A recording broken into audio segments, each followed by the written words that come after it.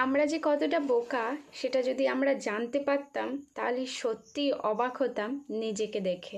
ধরুন, যখন আমরা ঈশ্বরের সামনে যাই তখন ঈশ্বরের সামনে গিয়ে আমরা ঈশ্বরের কাছে এটা দাও সেটা দাও এটা সেটা চাইতেই থাকি, কারণ আমরা মন থেকে বিশ্বাস করি যে ঈশ্বর আমাদের কাছে নেই, আর এই কারণেই আমরা ঈশ্বরের কাছে এটা সেটা চাইতেই থাকি।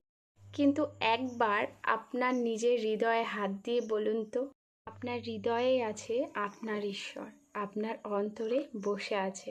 ঈশ্বর সব জানেন কোনটা আমাদের দরকার, কোনটা আমাদের দরকার নেই, কি পেলে আমরা খুশি হব, কোনটা দিলে আমাদের ঠিক হবে।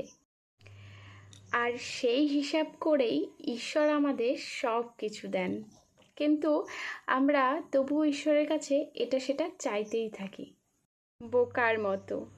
তাই এখন থেকে চাওয়া বন্ধ করুন আর নিজের ঈশ্বরকে বলুন, ঈশ্বর তুমি সব জানো, তুমি আমার অন্তরে আছো, আমার কি চাই, কিসে আমি খুশি হব, তুমি সবটা জানো।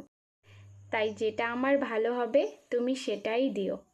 তাহলে দেখবেন ঈশ্বরের কাছে আপনি সব কিছু না চাইতেই অনেক কিছু পেয়ে গেছেন। রাধে রাধে, হরে কৃষ্ণ।